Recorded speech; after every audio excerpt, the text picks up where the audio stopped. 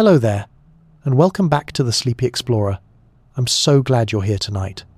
Maybe you're already curled up under a blanket, or maybe you've just switched off the last lamp in your room and you're letting the quiet of the evening sink in. Either way, this little corner of the universe is waiting for you, soft and unhurried. Tonight, we're going to take a journey that stretches farther than your imagination has probably ever wandered into the vastness of the universe itself. How big is it really? And what does that even mean for us, who spend so much of our time fussing over traffic lights, grocery lists, and whether we left the kettle on? Now, I should offer one tiny reality check before we begin. If you tried to actually travel the distances we're about to describe on foot, by car, even in a rocket you wouldn't make it past the first fraction of the distance before, well, let's just say your snack supplies would run out long before your patience did. That's why this will be a journey of the imagination. Luckily, imagination is faster than light and much more comfortable than a cramped spacecraft seat. So, before you settle in, take a moment to like this video and subscribe, but only if you truly find these quiet journeys relaxing and meaningful. That way, this sleepy little exploration can reach others who might also need a soft voice to guide them into wonder and rest. And while you're here, I'd love to know, where in the world are you listening from, and what time is it there? It's always magical to see the mosaic of time zones, a kind of human constellation stretching across the planet, each of us arriving at this very moment in our own slice of the clock. Now, dim the lights, maybe turn on a fan for that soft background hum, and let's drift into tonight's story together. You start right where you are now. Look around your room, the walls, the furniture, the phone in your hand. Everything feels stable, solid, and comfortably human in scale. A bed is big enough to stretch out on. A room is large enough to walk across in a few steps. A building takes a minute to climb. A city can be crossed in an hour if the traffic is kind. These are the scales we live on, the scales that make sense to our brains. And yet, if we pull back just slightly, say, to look at the Earth from above, we realize how minuscule even our greatest constructions really are. Imagine yourself rising, slowly, as though carried upward on an invisible elevator. The city below you shrinks, its skyscrapers turning into toy blocks, its cars into tiny dots of colour crawling along veins of light. At a few kilometres up, you see the city dissolve into the larger landscape rivers, threading like silver ribbons, mountains folding against the horizon, coastlines curving with patient grace. Keep rising, and soon the whole Earth comes into view, a glowing blue marble wrapped in the soft whites of clouds. From this vantage, everything you've ever known is contained in a fragile shell of atmosphere, no thicker than a painter's glaze on a canvas. And the first revelation strikes. Earth is already small. In fact, in cosmic terms, it's practically microscopic. The sun, that familiar golden disk in your daytime sky, could swallow more than 1 million Earths inside its fiery body. It sits at the heart of the solar system like a bonfire, and we orbit it at just the right distance for liquid water, warm beaches, and late-night strolls. But that comfortable orbit is a speck, a narrow thread of habitability carved out of an incomprehensibly vast solar structure. Picture the solar system now. The Earth's orbit is just one ring among many. Mercury darts around quickly close to the sun, while Venus glows pale in its thick cloak of clouds. Beyond us, Mars waits rusty and cold, yet a tantalizing frontier. Further still, Jupiter reigns with storms that could engulf our entire world.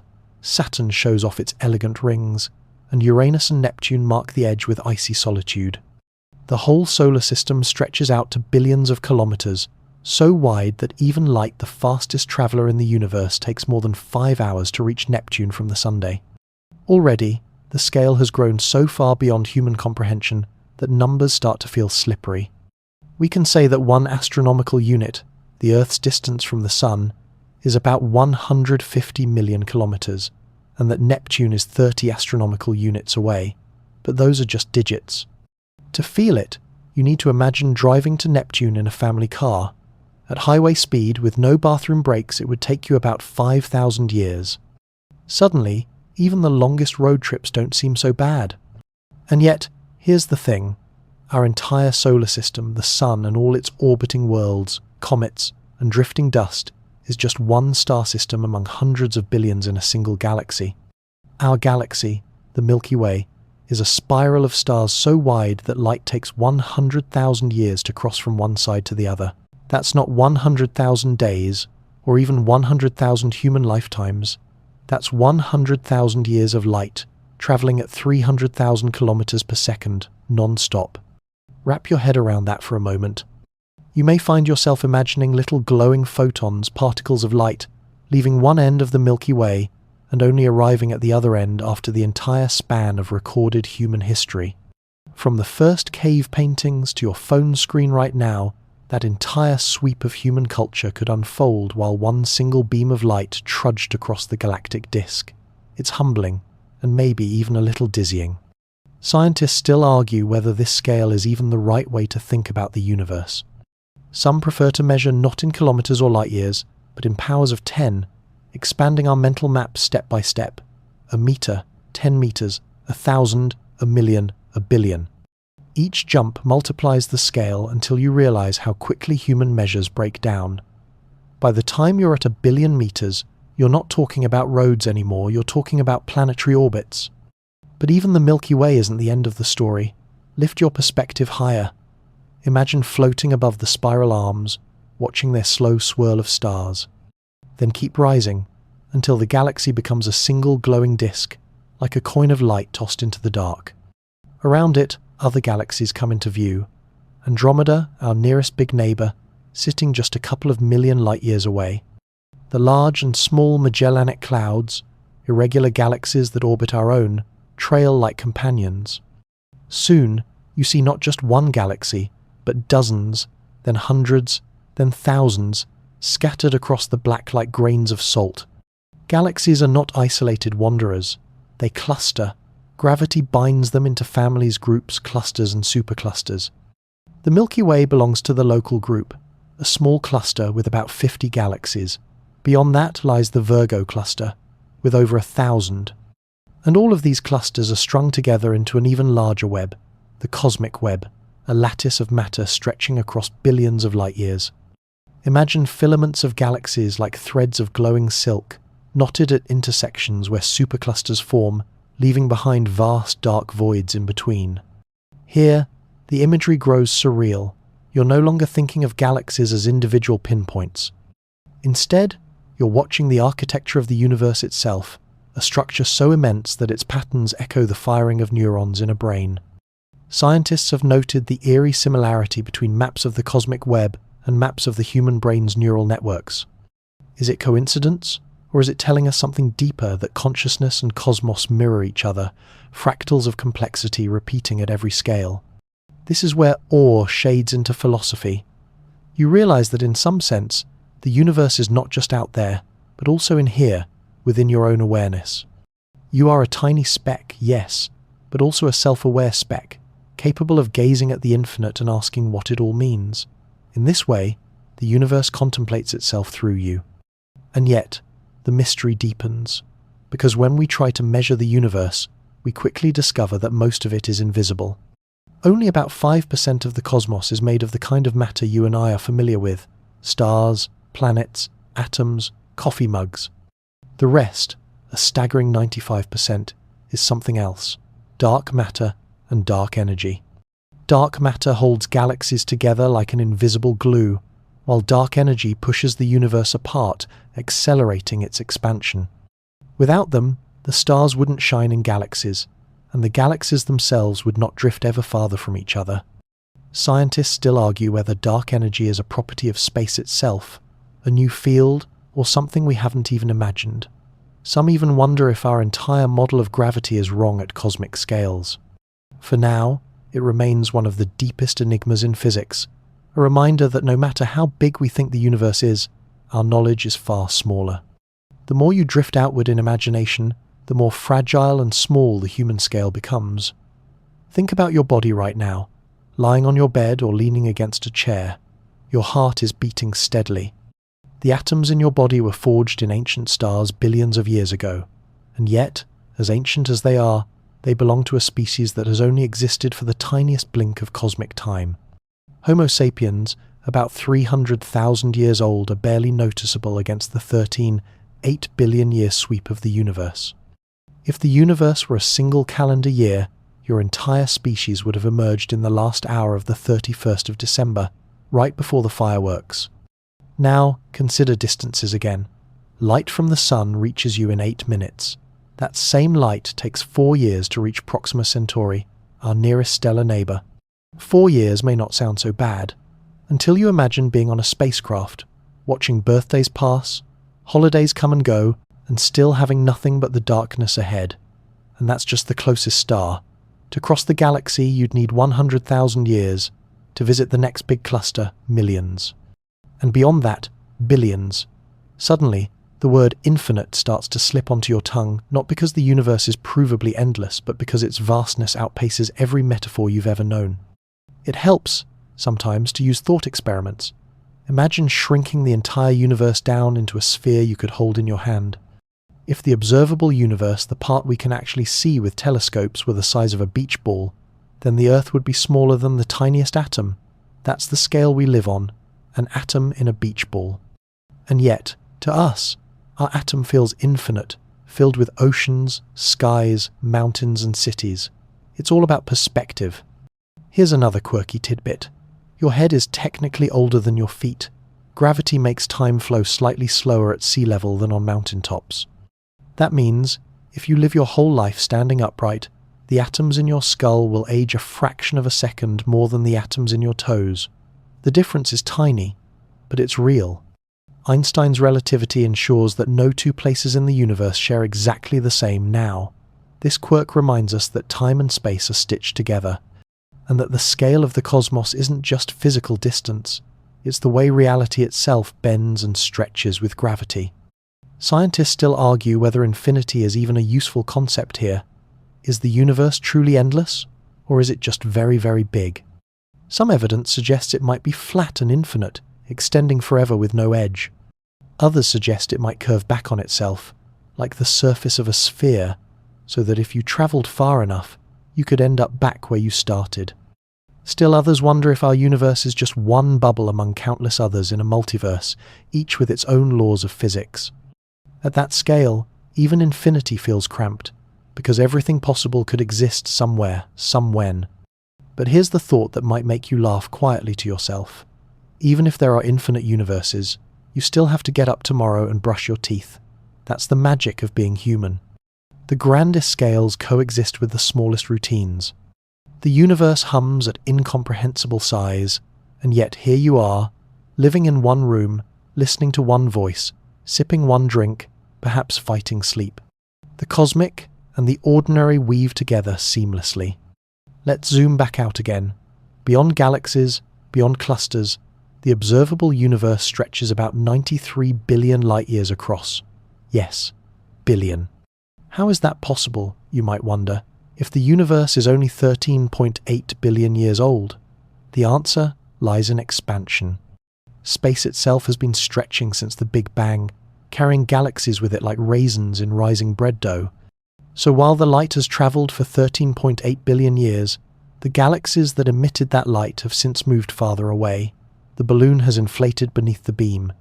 This expansion means there are regions we will never see, no matter how powerful our telescopes become.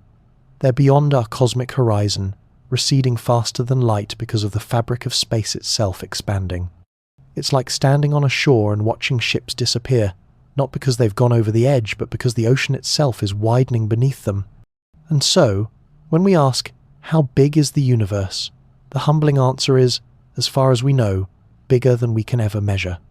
The observable part is vast beyond comprehension, but the unobservable may be infinitely larger still. Some philosophers take this to its most extreme conclusion. If the universe is infinite, then every arrangement of matter must eventually repeat. Somewhere, unimaginably far away, there may be another Earth, another you, listening to these same words, another version where you paused the video 5 seconds earlier, another where you chose a different bedtime snack. Infinity contains all possibilities, endlessly. It's a concept that breaks the brain a little. But it's also strangely comforting. In a universe that large, no single mistake matters. Everything will happen again and again, in some corner of infinity. And yet, here's the part that lingers as you drift towards sleep. For all its immensity, the universe is knowable, at least in part, by tiny beings like us. We've measured the cosmic microwave background, the afterglow of the Big Bang which whispers to us of the universe's earliest moments. We've mapped the large-scale distribution of galaxies, tracing out the cosmic web like cartographers of the invisible. We've estimated the proportions of dark matter and dark energy, even if their essence escapes us. For creatures so small, we've done astonishingly well at peeking into the grand. Perhaps that's because consciousness itself is not separate from the cosmos but a product of it. The atoms in your body were once forged in supernovae, scattered across space, gathered into planets, and eventually woven into neurons. Those neurons now fire in patterns that allow you to imagine galaxies, to wonder about infinity, to marvel at the impossible size of everything. You are the universe, briefly, looking back at itself. So, how big is the universe? Big enough that light itself struggles to cross it, big enough that entire galaxies vanish from view as space expands. Big enough to hold every possible version of you, every possible story, but also small enough to fit inside your awareness tonight, as you lie here and let curiosity become calm. And as we close this first chapter of the journey, let yourself hold on to this simple truth. You are not separate from the cosmos. You are a thread in its fabric, as essential as any star or galaxy. When you look up, you're not gazing at something out there, you're gazing at the larger body of which you are a part. Let that thought ease you toward rest.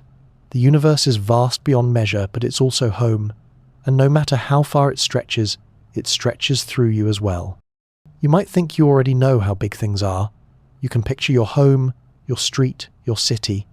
You might have even flown across countries or oceans, watching the scale of Earth unfurl beneath airplane windows. But compared to the size of the universe, these familiar distances are as laughably small as the space between 2 grains of dust floating in a sunbeam. To understand cosmic scale, you have to let your imagination step off the safe shore of everyday life and sail far, far beyond. Let's start small. Hold out your hand in your mind and picture a single grain of sand resting there.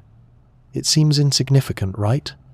Yet if you looked at that grain under a microscope, you'd see ridges, fractures, tiny crystals, maybe even fossilized fragments of shells, an entire landscape at a scale too small for the naked eye. Scale works like that. Shift your perspective, and worlds appear. Now zoom outward. That one grain of sand is like Earth when compared to the scale of our solar system. The Sun is so massive that you could fit about 1 million Earths inside it. Even then, the Sun itself is just a medium-sized star. Some stars we've found, like UY Scuti, could swallow the Sun and still have room to spare. Distances are no kinder. The Earth is about 150 million kilometers from the Sun, a number so absurdly big that we call it an astronomical unit just to make it manageable.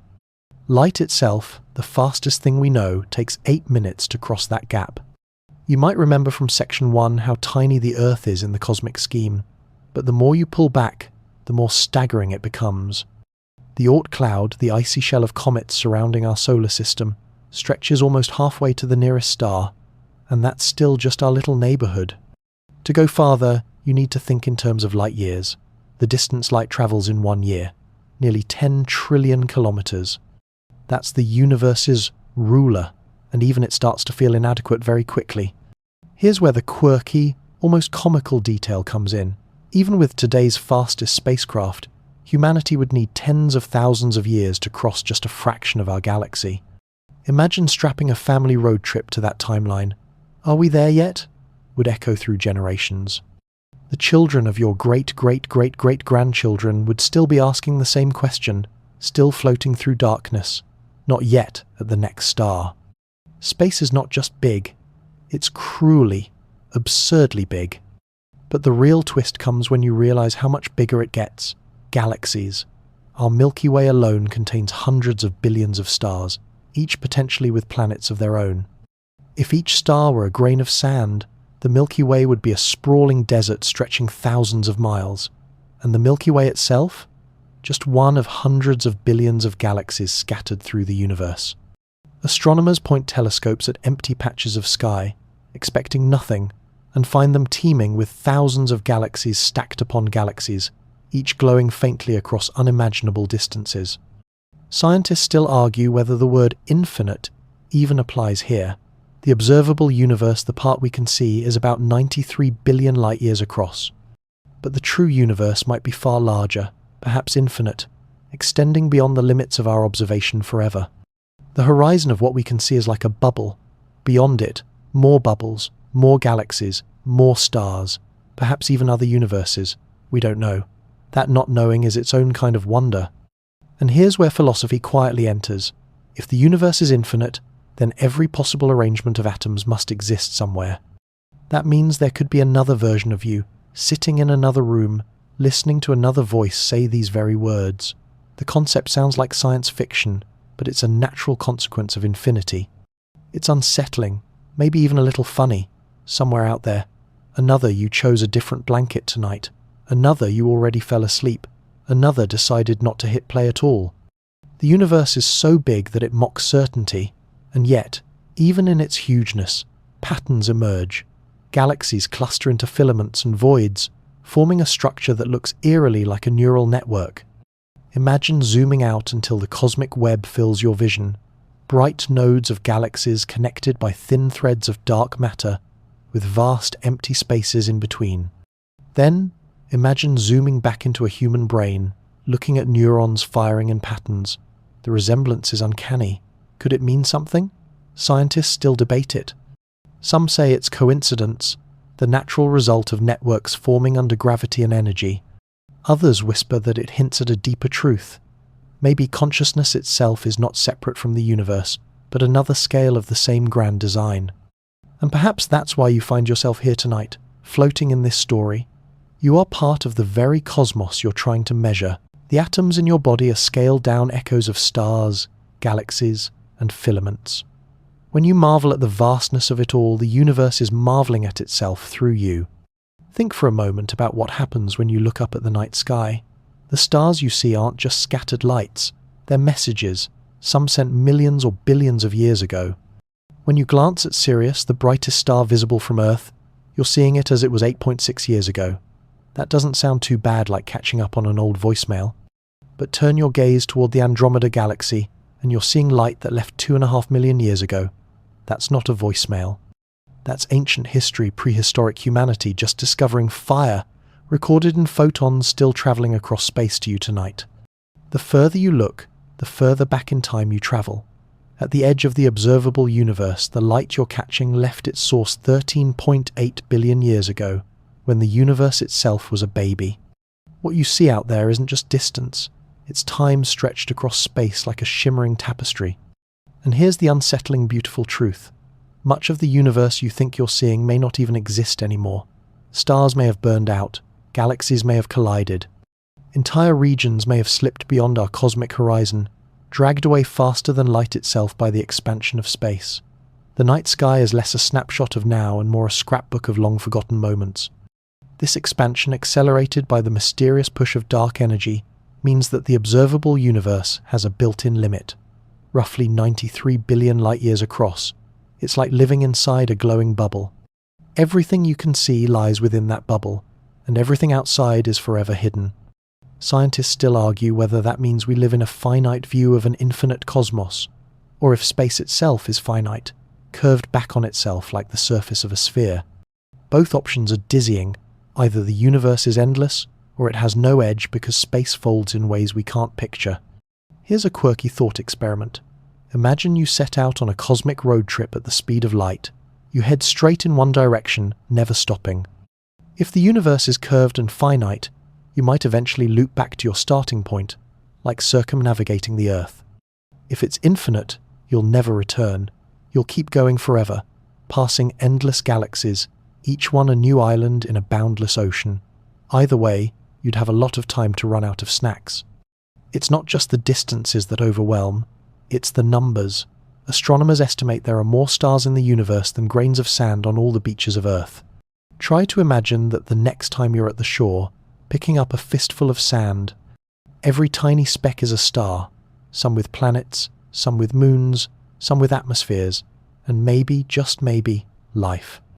Multiply that handful by every beach, every desert, every hidden dune on this planet, and you still won't match the number of stars. And those stars? They're arranged into galaxies, swirls, and clusters, and giant ellipticals glowing like lanterns in the dark. Our Milky Way itself is only average, with about 400 billion stars. Andromeda is bigger, 1 trillion stars strong. Beyond them lies the Virgo cluster, containing thousands of galaxies. Zoom out again, and you hit the Laniakea supercluster, a cosmic city containing our local group of galaxies. Zoom out once more, and you're staring at the cosmic web, that network of filaments stretching across hundreds of millions of light years. You can't hold it in your mind. It's like trying to picture every detail of Earth in a single glance. The scale defeats us. Scientists still debate the full shape of the cosmic web. Some argue it resembles a sponge, with galaxies forming on the surfaces of vast cosmic voids. Others see it as a fractal, repeating patterns of clustering across scales. Either way, it's humbling. The largest structures in the universe are so enormous that light itself struggles to keep up with their outlines. And hidden in that web is the dark matter scaffolding stuff we can't see, touch, or detect directly, but which makes up most of the universe's mass. We know it's there only because of its gravity, shaping galaxies, binding clusters, tugging invisibly at the cosmos. Even more mysterious is dark energy, a force that seems to push space apart faster and faster. About 68% of the universe is this invisible something we don't understand. Pair it with dark matter, another 27%, and you're left with a sobering fact. Everything we actually see, stars, planets, gas, dust, you, me, makes up only 5% of reality. 95% of the universe is hidden, unknown, mysterious. That's like trying to tell a story when most of the pages are missing.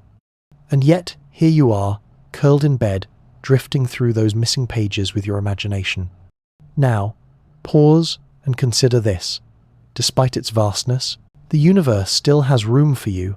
In fact, it needs you. Without consciousness, all those galaxies would exist, yes, but unnoticed. Stars would burn, light would travel, but there'd be no eyes to see, no mind to wonder. You are part of the universe noticing itself. The scale doesn't erase you, it includes you. When you marvel at the stars, you're part of the very process by which the cosmos becomes meaningful. And maybe that's why the size of the universe doesn't crush us. It uplifts us. You realize you're both tiny and infinite. Tiny because your body is a speck on a speck, circling an average star. Infinite because your thoughts can hold galaxies. Your imagination can leap across light years in an instant. You are, in a strange way, bigger than the universe, because you can contain its immensity within the small theatre of your mind.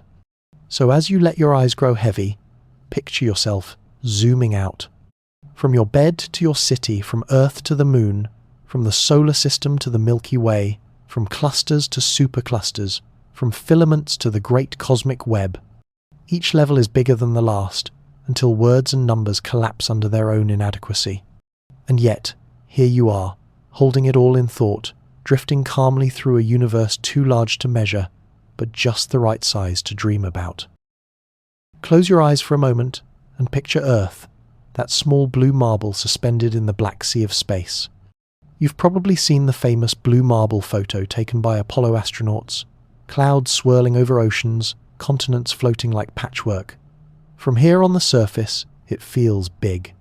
To cross it takes planes, trains, ships, and time zones. A flight from New York to Tokyo feels endless, yet that's less than 1/10 of Earth's circumference.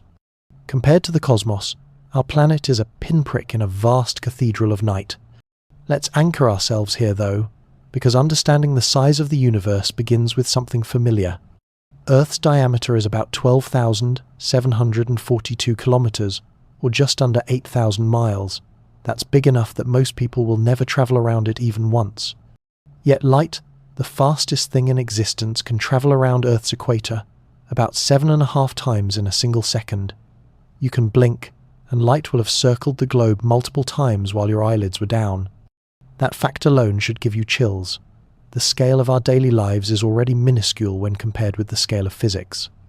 Step out a bit further. The moon is our nearest neighbour, and yet it's nearly 400,000 kilometres away. That's far enough that if Earth were shrunk down to the size of a basketball, the moon would be a tennis ball orbiting about 7 meters away. Space is mostly emptiness, punctuated by little islands of matter, and you begin to see it even in our own backyard. From the moon, Earth looks fragile, glowing, delicate. Astronauts have described an overview effect, a sudden, overwhelming realization of Earth's smallness and unity when viewed from space. You can't see borders, you can't see nations, you see one glowing oasis in the middle of endless night. And you, lying here tonight, share that view in your imagination. Next, the Sunday. At 150 million kilometers away, it feels close enough to warm your skin, but far enough that it takes light 8 minutes and 20 seconds to arrive. That means the sunlight on your face this morning left the sun when you were still brushing your teeth, and in cosmic terms, that distance is laughably small. The sun is 109 times wider than Earth, big enough to fit over 1 million Earths inside it, yet it's just another star among hundreds of billions in our galaxy. Now, here's a quirky tidbit. If the sun were the size of a front door, Earth would be the size of a nickel sitting about 15 meters away, tiny, insignificant. And yet, from this tiny platform, humans have peered across billions of light years, mapping the visible universe. It's almost comical, like a grain of dust drawing the floor plan of an entire mansion. Scientists still argue how best to describe scales this immense. Some prefer analogies like shrinking the solar system down to a neighborhood. Others rely on raw numbers. Both approaches fail, because our brains just weren't built to hold such vastness. Your working memory can juggle a phone number or a grocery list, but try grasping 10 trillion kilometers, the distance of 1 light year, and the circuits start to smoke. And that's just the beginning. Think of the Voyager 1 spacecraft, humanity's farthest traveler. Launched in 1977, it's been racing through space for nearly half a century. It's moving at over 60,000 kilometers per hour. And yet, after all this time, it has only just barely left the solar system, still less than a light day from Earth. Meanwhile, our galaxy alone spans 100,000 light years across. Voyager is like a snail inching across your front porch while the rest of the city stretches beyond the horizon. Even at the scale of our solar system, the numbers mock us. Neptune, the farthest major planet, is 30 times farther from the Sun than Earth is. If Earth's orbit were the size of a coin, Neptune's would be a dinner plate. And beyond Neptune lies the Kuiper Belt, a region of icy leftovers from the solar system's birth. Beyond that, the Oort cloud, a vast spherical shell of comets that may stretch nearly halfway to the next star. It's like realizing your backyard extends into another country. And speaking of the next star, Proxima Centauri, the closest to us, is still 4.24 light-years away. That's about 40 trillion kilometers. Even if Voyager were heading that way, and it isn't, it would take over 70,000 years to get there. For comparison, 70,000 years ago, humans were painting caves in Europe and sharing Earth with Neanderthals. If we sent a probe now, our distant descendants might receive its postcard long after entire civilizations have risen and fallen. Yet this is how cosmic scale works.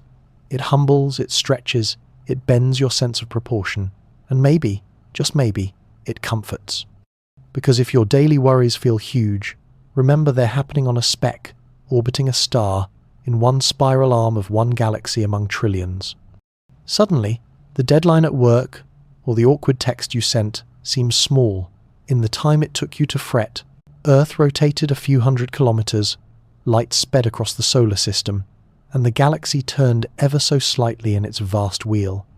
So here you are, lying in bed, tracing the ladder outward, from Earth to the moon, to the sun, to the planets, to the edge of the solar system. The distances stretch, the emptiness grows, and the scale keeps expanding, and we've only just stepped out the door of the cosmic mansion. Ahead lies the neighborhood of stars, the city of galaxies, the architecture of superclusters. You've taken the first few steps, and already the universe feels impossibly big. But this is only the beginning of the journey. You've left the solar system behind in your imagination now, and you're stepping onto the cosmic street where stars are the houses.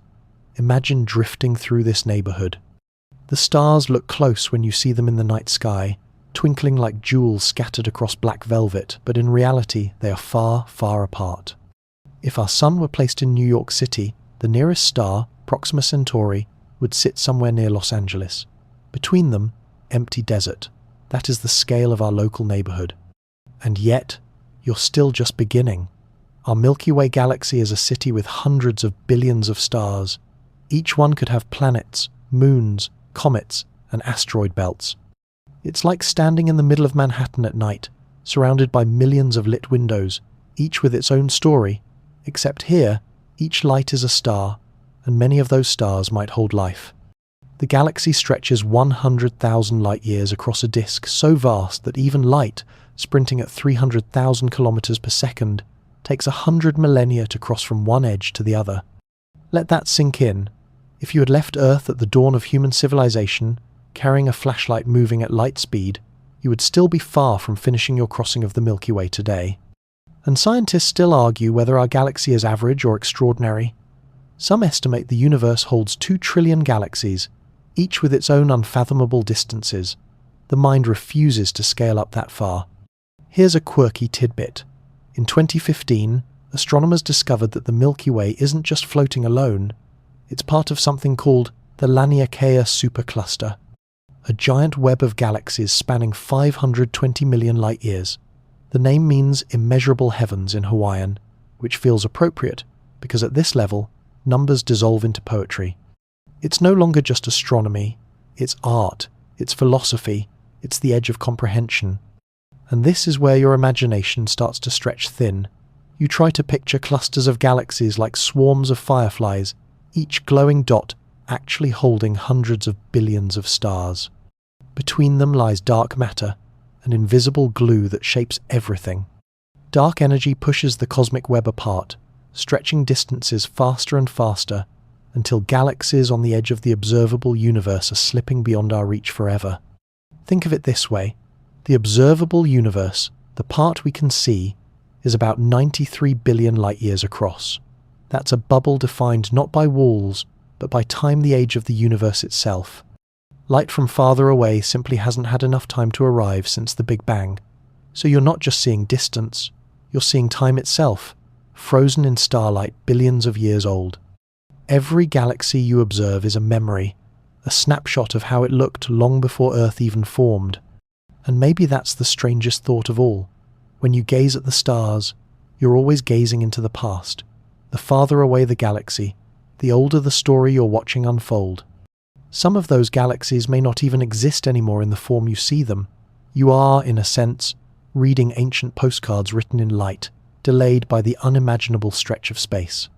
Now pause for a reality check.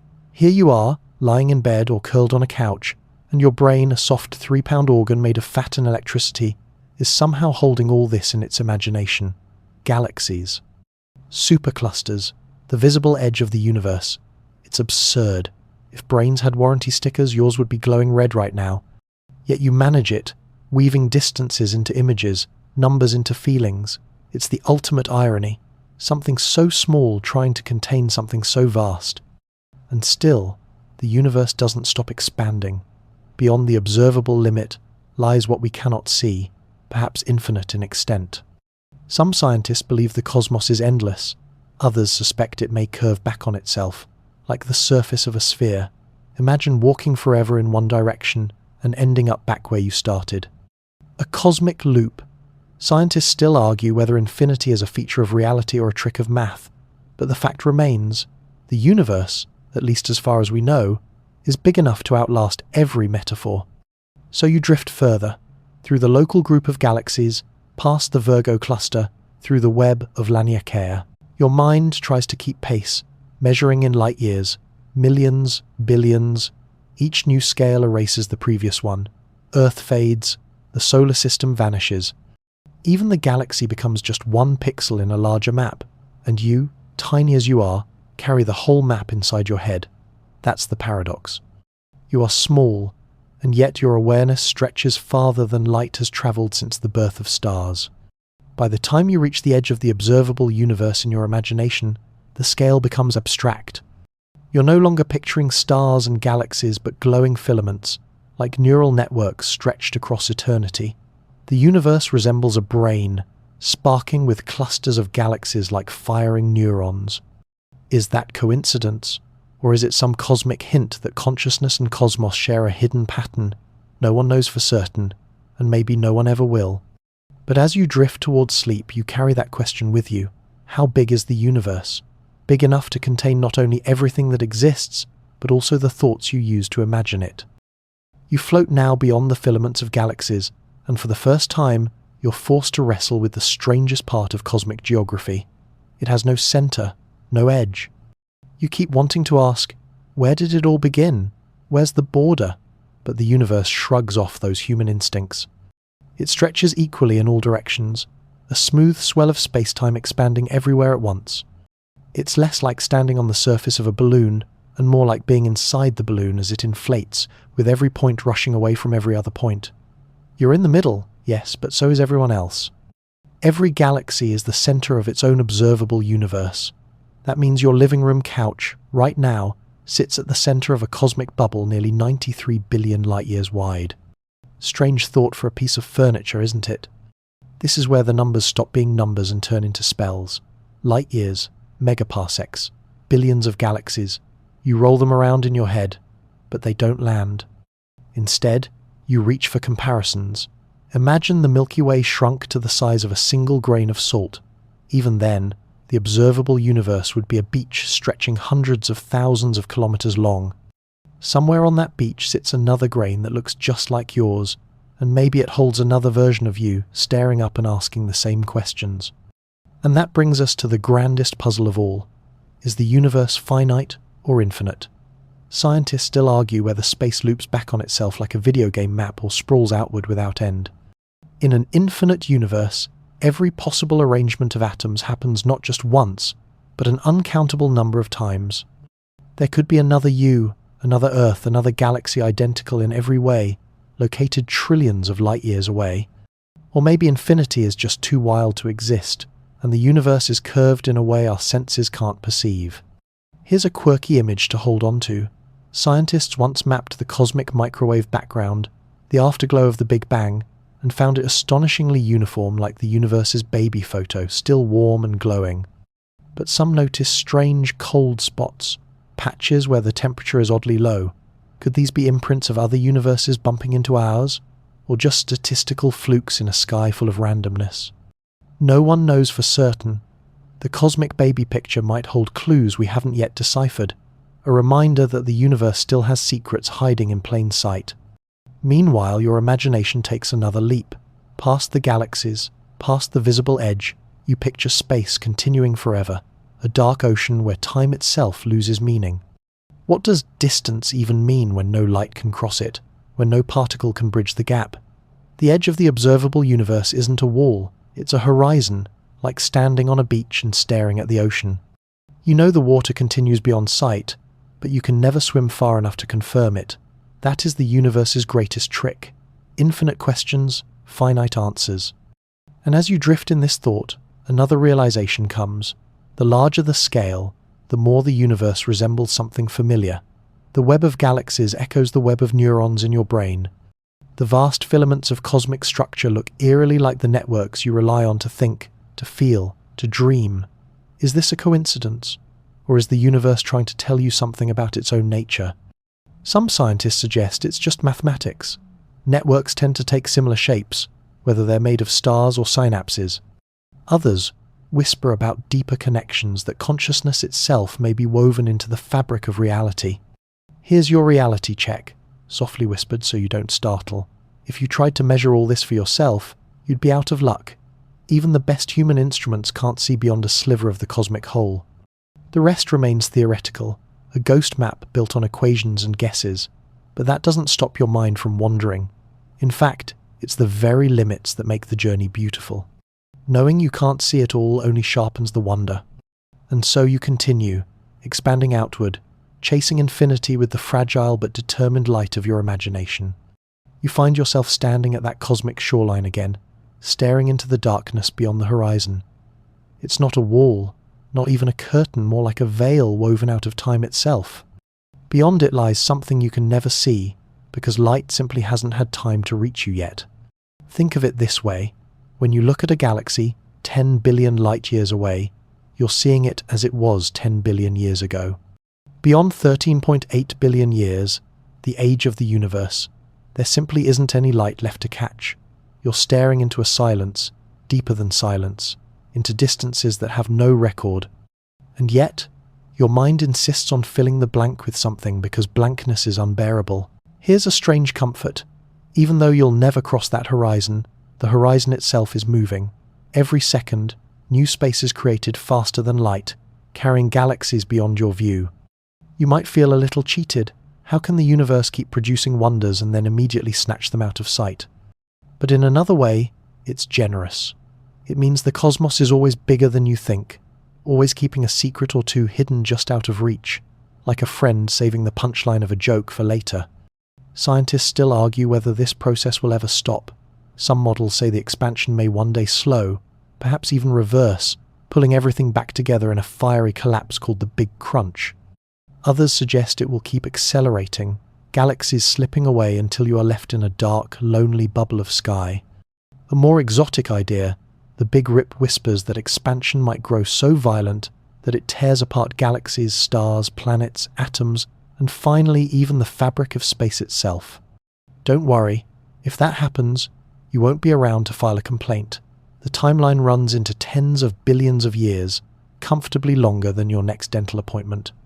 Now imagine another twist. Maybe the universe isn't alone. Maybe those strange cold spots in the cosmic background are scars from other universes brushing against ours, the way soap bubbles bump in a sink. Some physicists picture an endless froth of universes, each one expanding, colliding, and drifting apart in a sea of higher dimensional space. Others take it further, suggesting we might be living inside a simulation, reality itself no more solid than a line of code. If that's the case, then whoever programmed this version has a flair for drama and a love of spirals. But don't let that thought spiral you. Instead, consider this. Your very act of wondering changes something. Every neuron in your brain lights up like a tiny galaxy as you think about galaxies. Your consciousness, the fragile flame flickering in the dark, becomes a mirror for the universe.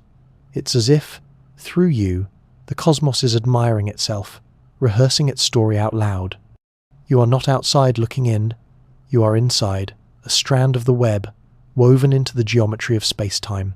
That realization shrinks you and magnifies you at the same time. And in the quiet of this moment, the infinite doesn't feel threatening anymore. It feels strangely intimate. Infinity isn't a void to conquer, it's a blanket to rest under. You don't need to measure every light year, or prove every theory. You just need to feel the immensity wash over you like a lullaby whispered by stars. The universe is vast, yes, but so is the space inside you, and maybe that's the point. One reflects the other, endlessly. So you breathe a little slower, stretch your imagination just a little farther, and drift on. The journey isn't about reaching an edge, it's about floating forever through wonder. You're floating in the middle of space again, letting the silence wrap around you. Out here, where galaxies look like lanterns scattered across an endless black ocean, you'd expect things to just drift lazily apart like boats on a calm lake.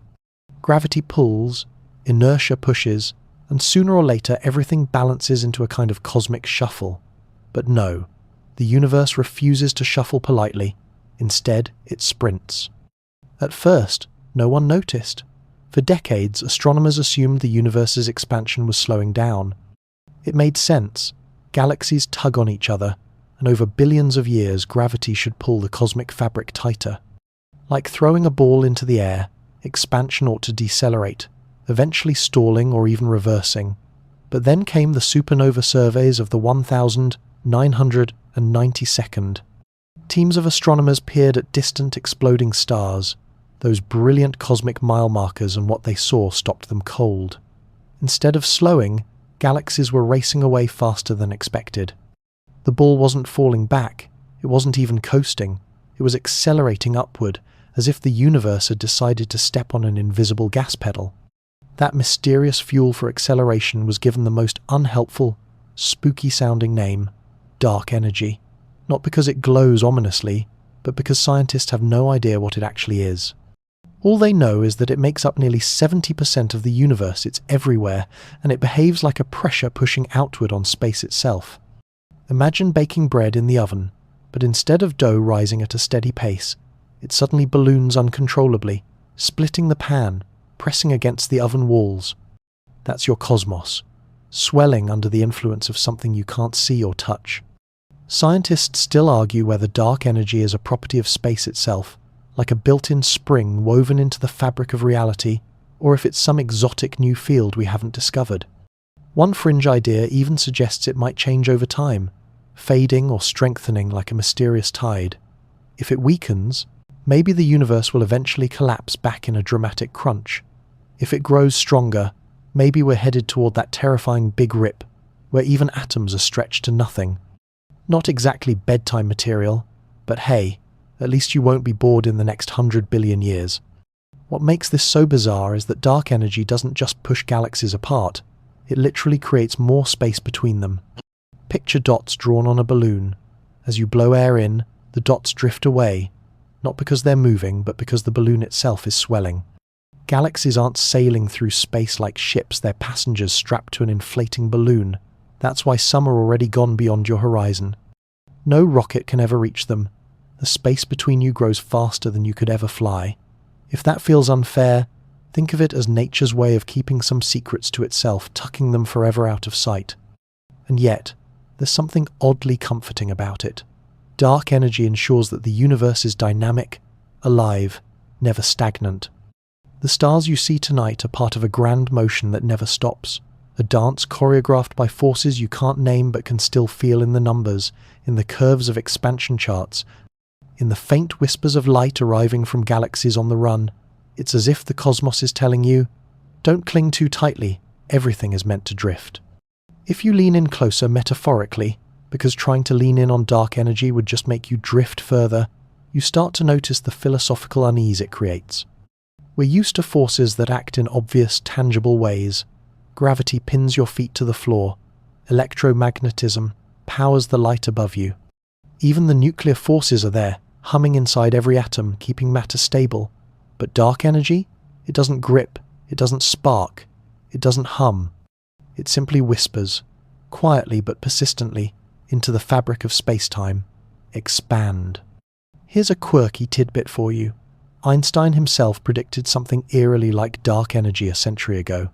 He added a cosmological constant to his equations of general relativity, a fudge factor to hold the universe steady and prevent it from collapsing under gravity. Later, when expansion was discovered, he called it his biggest blunder. And yet, here we are, realizing the cosmos does in fact need such a constant, though not to stand still, but to accelerate. So, was Einstein wrong? Or accidentally right in a way he didn't imagine? Scientists still argue whether today's dark energy is that same constant or a brand new player in the cosmic drama. Now picture your night sky 100 billion years from now. The familiar stars of the Milky Way, gone, burned out, neighbouring galaxies, already slipped past your cosmic horizon, redshifted until their light is stretched beyond visibility. Future stargazers, if any exist, will gaze into what looks like an empty void, never knowing galaxies once filled the dark. To them, the universe will look small, quiet, and lonely. That's the gift and curse of dark energy. It erases the evidence of the past, painting over the canvas until only your little corner remains. And yet, maybe that's not tragic. Maybe it's a reminder of impermanence, the same lesson you learn when you watch a candle flicker out or hear the last chord of a song fade away. The beauty of the universe is not just in what it shows, but in the way it vanishes. You live in a privileged epoch, able to glimpse a vast cosmos full of galaxies before they dissolve into invisibility. In cosmic terms, you've arrived at the perfect time, late enough for stars and galaxies to exist, early enough that you can still see them. It's like stumbling into a theatre right before the curtains close, catching the show in its most dramatic act. Here's a debate that keeps theorists up at night. What if dark energy isn't constant at all? Suppose it grows stronger over time, like an addiction the universe can't kick. The result would be catastrophic, a big rip. Galaxies torn apart, stars ripped from galaxies, planets pulled from stars, atoms shredded into quarks. The timeline? Trillions of years away, so you can relax for now. But the possibility hovers like an unfinished story, a cosmic cliffhanger with no resolution yet. Alternatively, if dark energy weakens, the universe might eventually slow, stop, and collapse in a big crunch. That scenario is oddly poetic, the universe folding back into itself, ending as it began, a cycle of bangs and crunches echoing forever. Some even speculate that our universe is just one bounce in an endless chain, like a heartbeat pumping out cosmos after cosmos. It's almost comforting if endings are inevitable. Maybe they're not final. And then there's the radical idea. Dark energy could fluctuate, rise and fall, triggering phases where the universe speeds up, slows down, maybe even spawns new bubble universes in a froth of space-time. In that sense, the dark energy wouldn't just be an engine. It would be a creative force, sketching universes the way waves sketch ripples on a pond. That possibility opens the door to a multiverse where your universe is just one page in an infinite library. You notice how, every time science pokes at dark energy, it ends up flirting with philosophy. What is it really? A property of vacuum, or evidence that reality is layered deeper than you can measure? Maybe dark energy isn't a thing at all, but a sign that our equations are incomplete.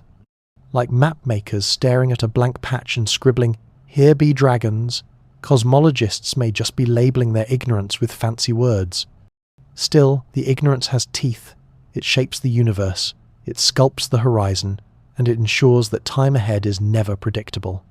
As you float there, surrounded by galaxies fleeing faster than imagination, it hits you. Dark energy doesn't just make the universe expand, it makes it mysterious. It guarantees you will never have all the answers, and maybe that's the point. Curiosity needs shadows to thrive, and the cosmos has given you the deepest shadow of all, a silent, invisible push that turns the universe into a question without end. So next time you look up at the night sky, remember, the stars aren't just twinkling, they're running. They're receding into a future you can never catch, carried by an unseen tide. And somehow, that endless retreat is what makes the present so precious. The galaxies you see now are already ghosts. Their light billions of years old. Dark energy ensures you'll never see them as they are today. And that's okay, because the act of seeing them at all, here and now, is a miracle of timing. You drift deeper now, beyond the familiar scatter of galaxies, and suddenly the universe reveals its hidden architecture. It's not random, not a messy sprinkle of stars drifting aimlessly. Instead, it's structured immense, delicate, astonishing.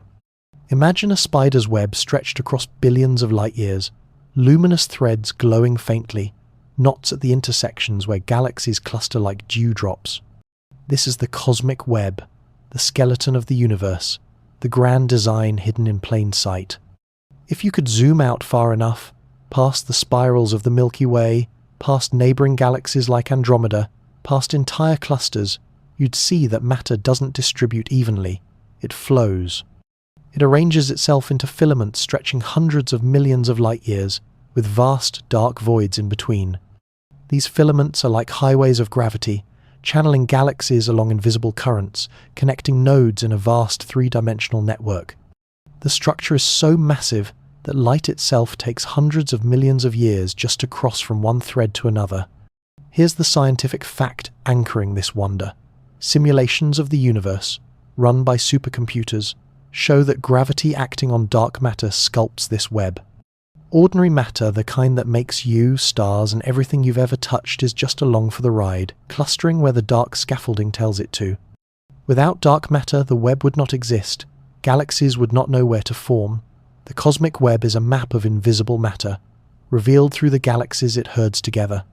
Now, here's your quirky tidbit. The cosmic web looks eerily like something very familiar to your brain. When scientists compared maps of the cosmic web to networks of neurons, they noticed the same branching filaments, the same clustering nodes, the same balance between connection and emptiness. Your brain contains about 100 billion neurons. The observable universe? About 100 billion galaxies. Coincidence? Maybe. Or maybe there's a universal pattern that repeats across scales, from the folds of your cortex to the folds of space-time itself. Scientists still argue whether this resemblance is superficial or profound, just a trick of the eye, or a hint that the universe and consciousness are linked at their roots. You float closer to one filament, tracing its structure. The galaxies inside aren't scattered like stars on a page. They're lined up, strung together like beads, each drawn toward the dense knots where filaments meet. These knots are galaxy clusters, some containing thousands of galaxies bound together in gravitational embrace. Between the threads, You peer into the voids, regions so empty they stretch for hundreds of millions of light years, with only a handful of lonely galaxies adrift in the black. The contrast is breathtaking, dense, luminous strands bordering vast deserts of nothing. And here's the joke the universe seems to play. Most of space is empty. If you imagine the universe as a loaf of bread, the filaments of the cosmic web are the thin threads of gluten holding the bubbles together, while the voids are the great empty spaces in between. Yet those empty spaces aren't useless. They define the structure, shape the flow, and give the filaments meaning. Without emptiness, there could be no pattern. As you glide along a filament, you realize that these threads aren't static. They're alive with motion, galaxies streaming toward clusters, dark matter guiding the dance. Over billions of years, the filaments thicken as more matter flows along them, feeding the great nodes. It's a slow process, almost imperceptible on human timescales, but across cosmic history it's as dynamic as rivers carving valleys on Earth. The web is not just structure, it's evolution made visible. Here's a little imagination game. What if you lived inside one of those voids, far from any filament? The night sky would be heartbreakingly empty. Maybe only a faint smudge or two of galaxies visible, no Milky Way arching overhead, no nearby neighbors. Civilization, if it emerged there, might never guess that a grand web exists beyond their horizon. They'd think the universe is small, lonely and dull, never knowing they were just unlucky enough to be born in cosmic isolation. Meanwhile, here you are, nestled in a filament rich with galaxies, with neighbors close enough to see and study. It's like living in a bustling cosmic city rather than a desert outpost. Lucky you. The cosmic web also reveals something profound about beginnings. Right after the Big Bang, the universe was nearly smooth, tiny fluctuations in density, no bigger than a 1 part in 100,000 difference. Yet those tiny ripples grew, under the pull of gravity, into the immense web you see today. It's like watching frost spread across glass, branching into fractal patterns from random seeds. Out of near-perfect uniformity, complexity emerged, sculpted by time and gravity. But here's where the debate deepens. Is the cosmic web the largest structure in existence, or just one layer of something grander? Some astronomers speculate about superwebs, structures beyond even our observable universe, patterns too vast for light to have reached us yet. Others wonder if the web we see is a fractal patterns repeating at larger and larger scales, with no ultimate limit. If that's true, the universe might be infinite, not just in size, but in complexity, with webs upon webs, an endless Russian doll of structure. You let yourself drift back, pulling away from the filament. The cosmic web comes into view again as a whole, a glowing lattice etched across darkness. It's delicate, fragile-looking, and yet it's the backbone of reality, the silent skeleton holding galaxies in place. It's not chaos, it's not randomness. It's order writ large, a cosmic geometry that makes you wonder if perhaps beauty itself is woven into the laws of physics. And just as that thought settles in, another arises. If the web of the universe mirrors the web of your mind, then maybe exploring one is also a way of exploring the other. Perhaps your awareness, your curiosity, your longing to understand, is the universe flexing its own neural network, reaching for comprehension across scales. If so, then this journey through the cosmic web is not just astronomy, it's self-reflection on the grandest possible canvas. You let your imagination slip further into the lattice. If the cosmic web is a skeleton, then you're floating not in flesh, but in thought, through corridors of darkness stitched with light. Every galaxy is not just a speck, but a library of stars, and every filament is not merely a bridge of matter, but a timeline, binding the histories of billions of suns. The scale is dizzying. If you tried to count galaxies along a single filament, you would never finish, not in your lifetime, nor in the combined lifetimes of every human who has ever lived. And yet, the web is not infinite in its visibility. Light has had only 13.8 billion years to travel since the Big Bang. That means the farthest edge we can glimpse is limited not by walls but by time itself. Beyond that edge, the web continues unseen, weaving through darkness without end.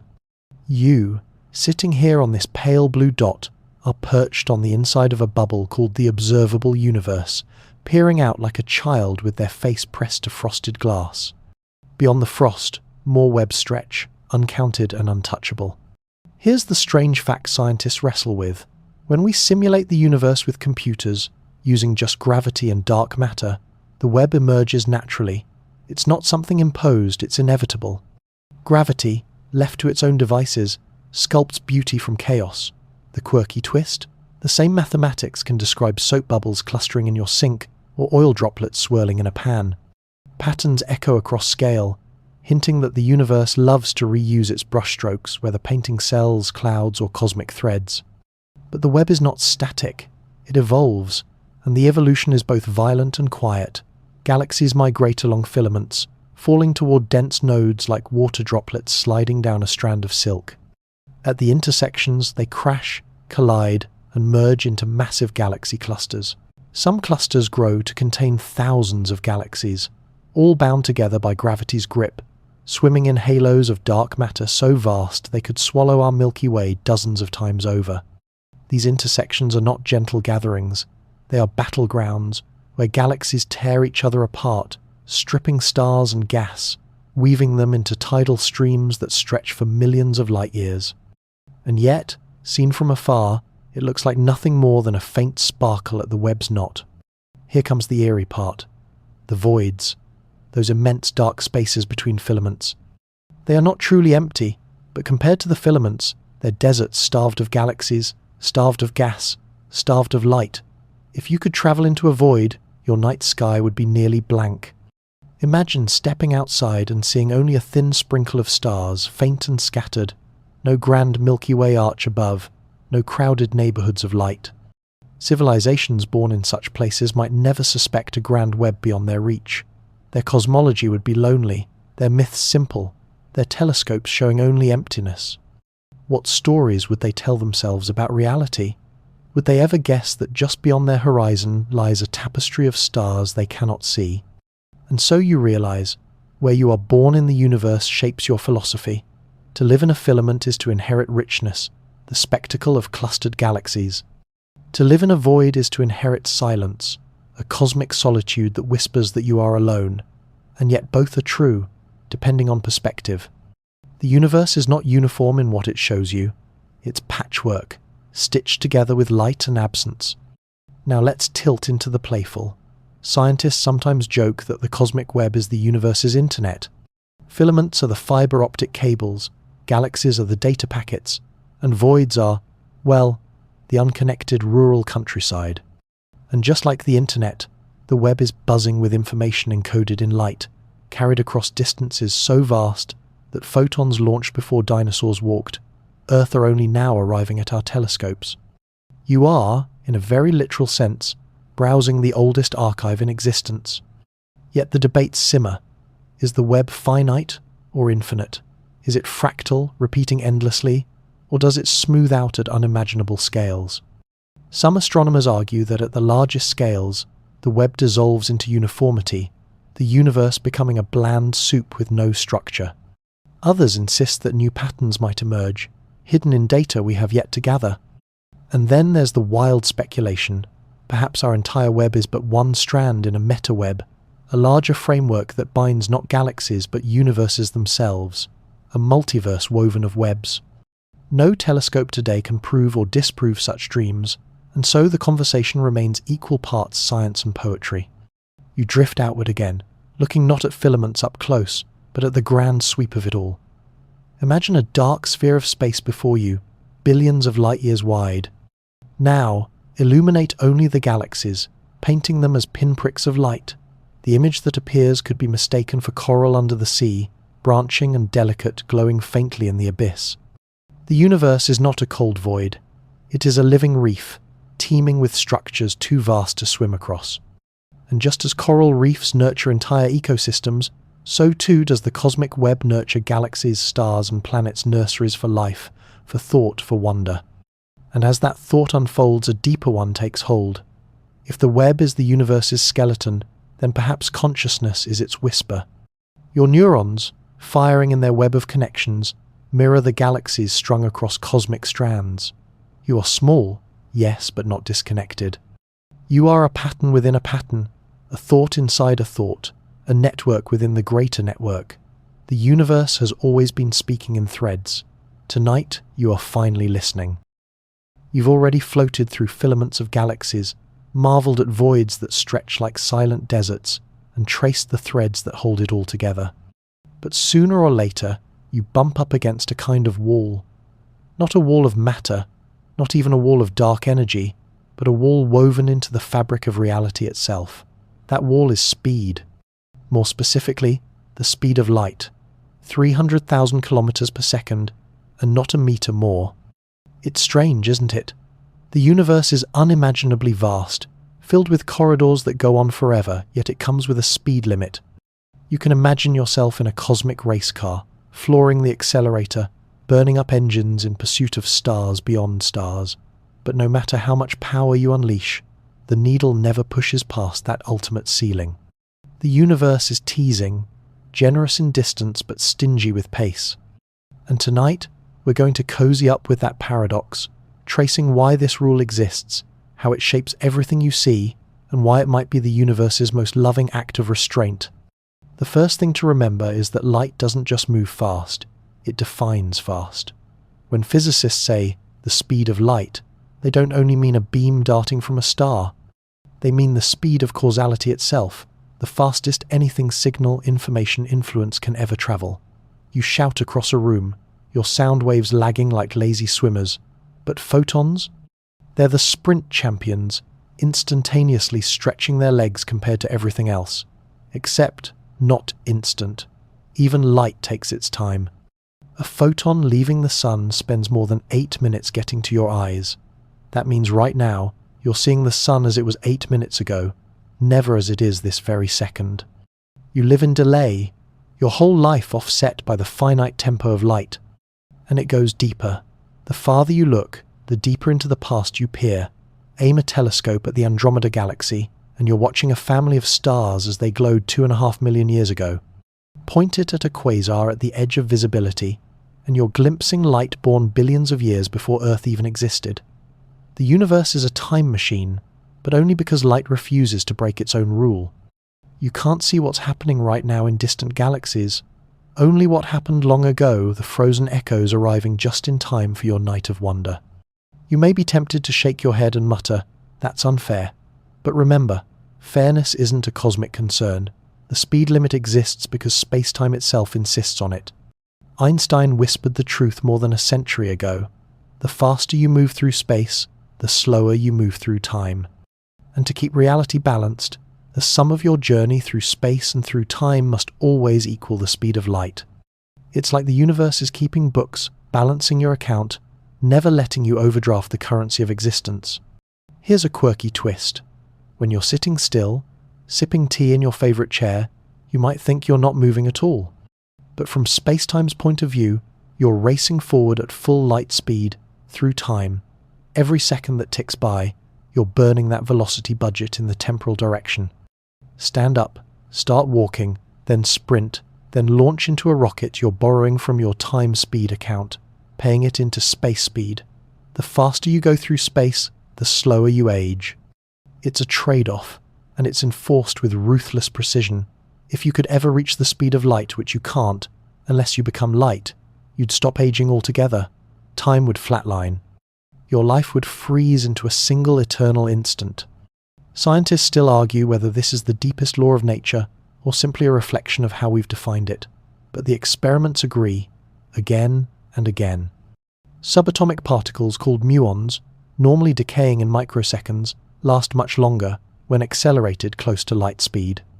GPS satellites, whizzing above Earth, need constant corrections to their clocks because their motion makes them age differently from you down here.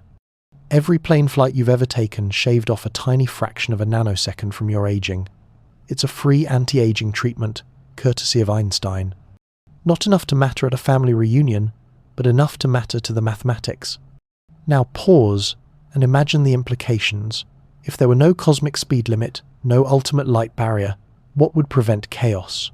A signal could race across space instantaneously. Events could be felt before they happen. Cause and effect would lose their sequence. You could know about your friend's decision before they made it, or feel a supernova explosion before the star had even collapsed. Reality itself would shred into nonsense. By enforcing the limit, The universe preserves story, keeps cause before effect, ensures that history unfolds in an order you can trust.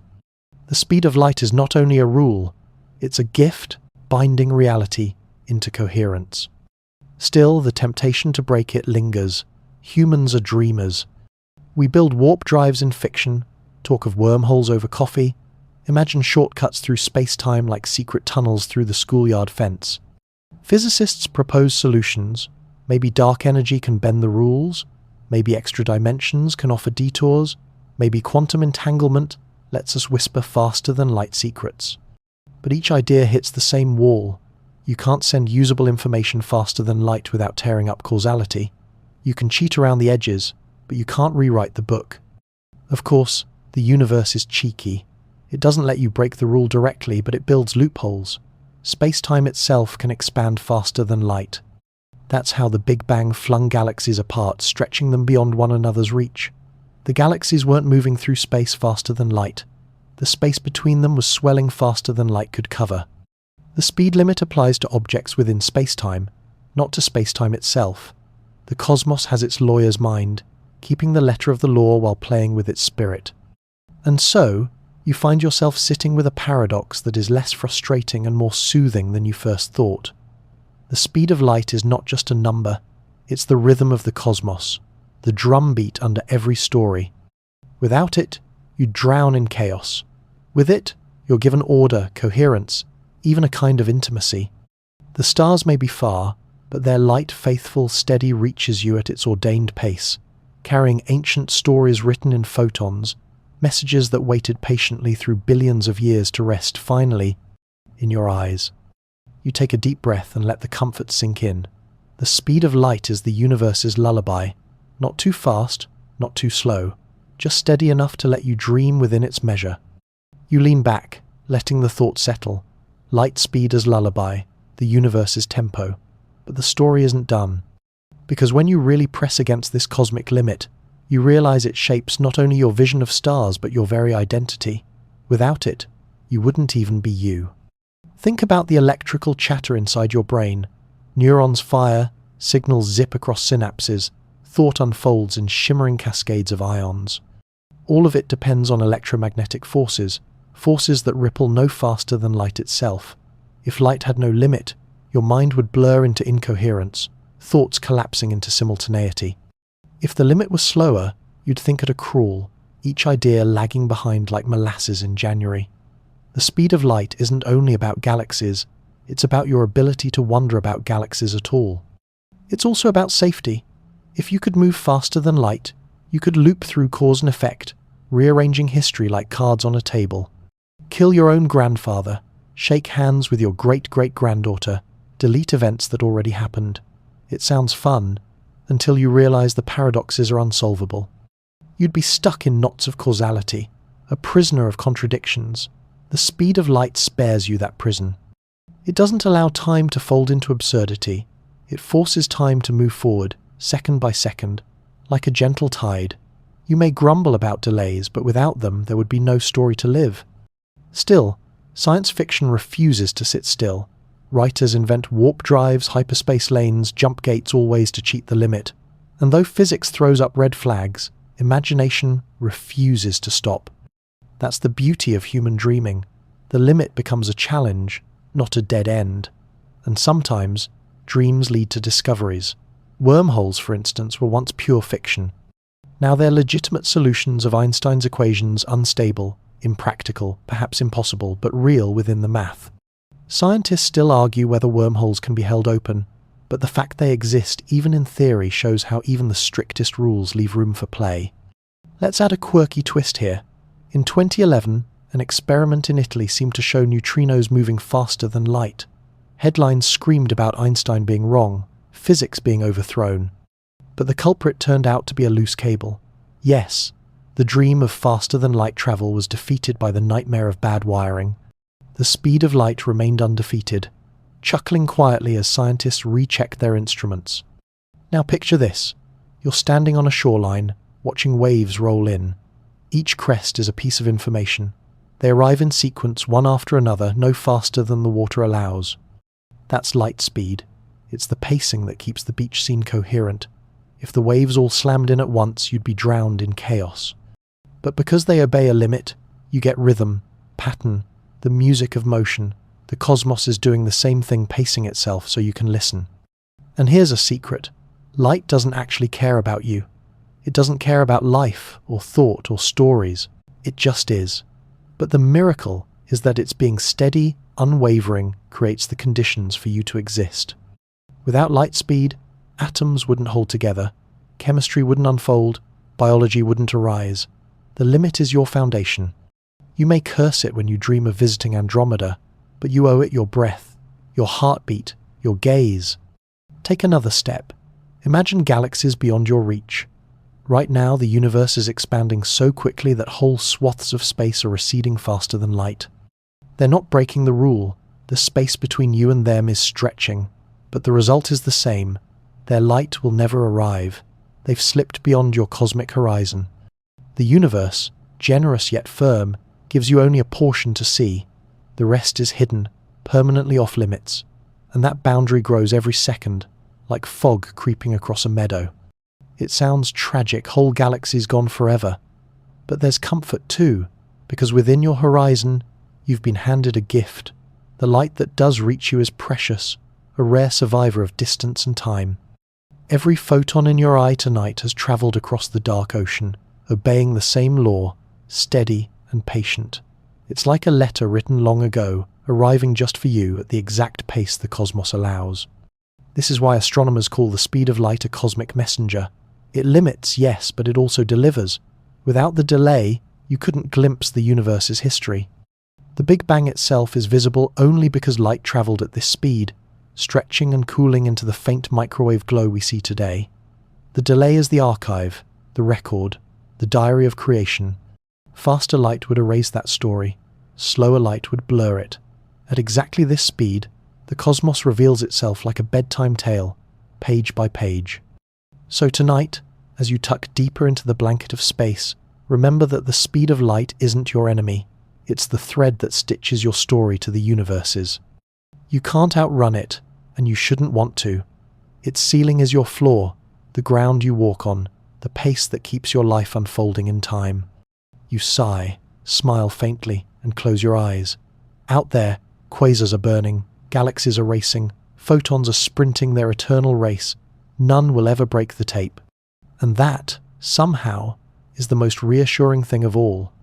You've grown comfortable with the speed of light being the ultimate limit, the steady pulse of the cosmos that shapes everything from your heartbeat to the age of galaxies. But now comes a twist. What happens when motion isn't smooth? What if instead of gliding at constant velocity, you press on the throttle, change direction, loop around, or slam the brakes? Suddenly, the symmetry of the universe begins to wobble, and time itself shows its preference. This is the heart of the twin paradox, a story so famous it has become a bedtime fable for physicists. Two twins, one stays on Earth, the other hops in a rocket, accelerates to near-light speed, zips around a distant star, and returns. Who's older? The answer is not what intuition screams. The traveller returns younger, not because they ate kale or skipped stress, but because acceleration broke the symmetry of their journey. The Earth twins stayed in a single frame of reference. The traveller shifted frames, feeling the tug of acceleration. The universe noticed, and time bent accordingly. Here's where Einstein's relativity flexes its muscles. In constant motion, each observer can argue they're at rest and the other is moving perfectly symmetrical. But once acceleration enters, the argument breaks. You feel the rocket pushing, your bones pressing into the seat, the G-force compressing your chest.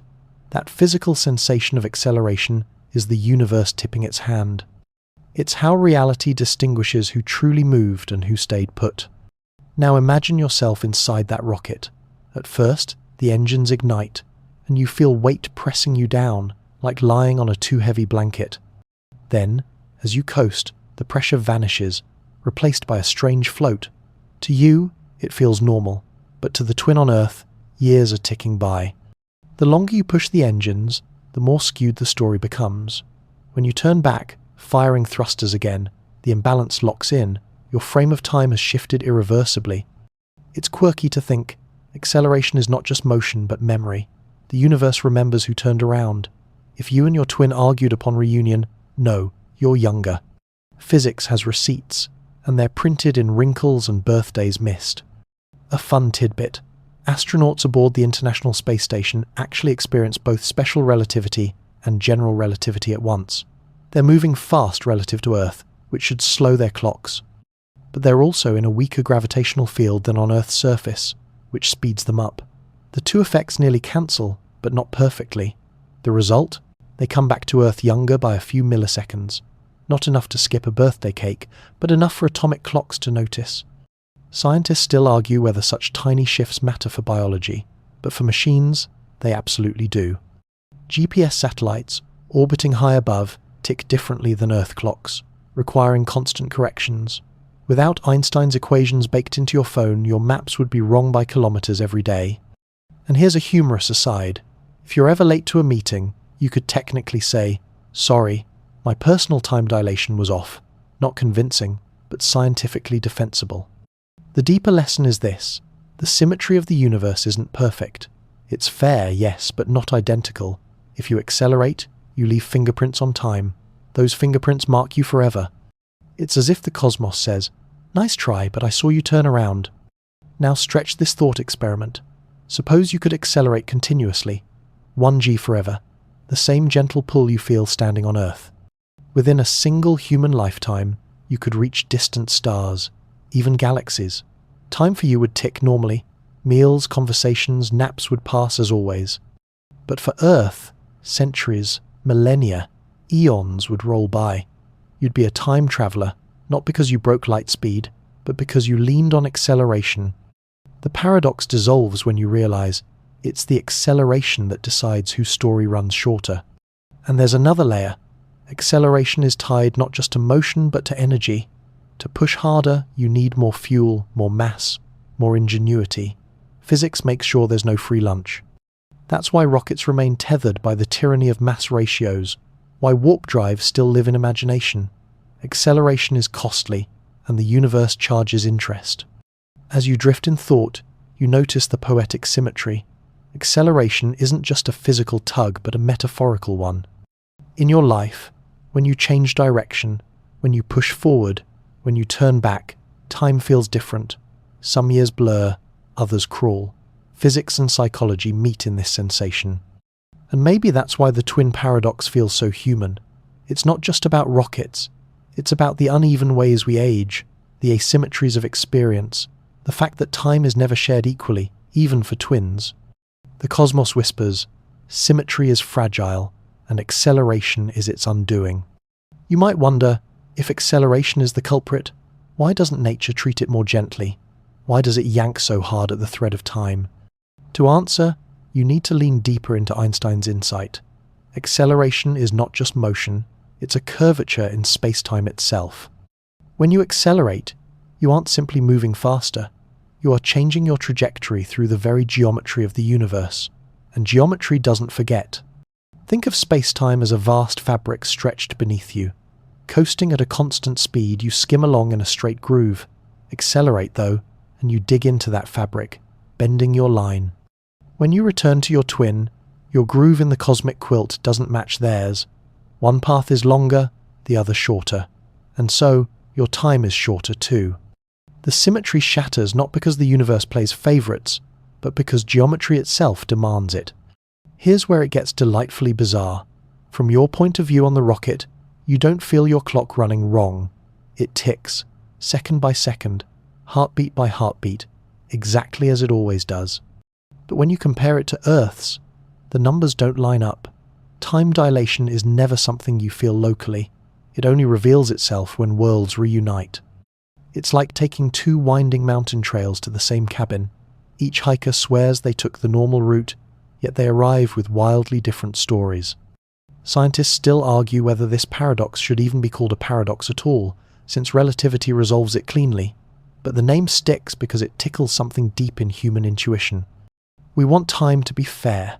We want the twin who left to come back unchanged, as though the cosmos should honor symmetry for its own sake. But physics isn't sentimental. The equations shrug and whisper, "One of you turned around." That's all it takes. This fact that acceleration leaves its mark on time ripples far beyond thought experiments. In particle accelerators, protons are whipped into near-light loops, living longer than they ever could at rest. Their decay slows, their lifespan stretches. These aren't abstractions, they're measurements, the kind that guide billion-dollar machines and Nobel Prizes. Each particle is a tiny twin traveler, its existence extended by acceleration. Zoom out, and you see this everywhere. Cosmic rays born in violent supernovae streak through space, reaching Earth with energies our labs can barely dream of. According to Earth clocks, they should have decayed long before arriving, and yet they smack into our atmosphere every day, little messengers proving that acceleration bends not just time but survival itself. Now, let's play with imagination. Picture two civilizations, separated by light years, trying to meet. If both simply cruise at constant velocity, they will miss each other forever, ships passing in the night. But if one accelerates, braking and turning, they can rendezvous. The cost is that one society will leapfrog forward in time compared to the other. What would that meeting feel like? You'd step off your ship, eager to greet friends, only to find their world aged beyond recognition. Cities rebuilt, languages shifted, cultures unrecognizable.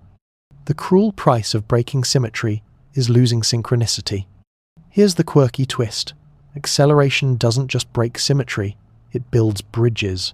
By daring to push against inertia, you can meet stars, galaxies, even other futures.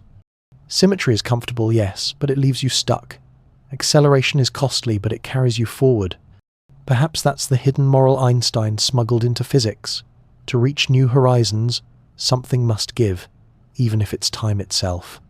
And doesn't that echo in your own life? Think about how acceleration, literal or metaphorical, marks you. Stay at constant pace, and days blur into sameness. But accelerate, change jobs, fall in love, move cities, and suddenly time feels different. A year at constant velocity may feel like a blink. A year in acceleration feels like a lifetime. Physics and psychology hum in harmony here. Acceleration changes the story for particles and people alike. There's one last layer. Acceleration ties into gravity itself. Einstein's equivalence principle says being pressed into your rocket seat feels identical to standing on Earth's surface. Acceleration and gravity are the same song, just played in different keys. So, when you turn your rocket around, bending time, you're not just moving, you're borrowing gravity's grip.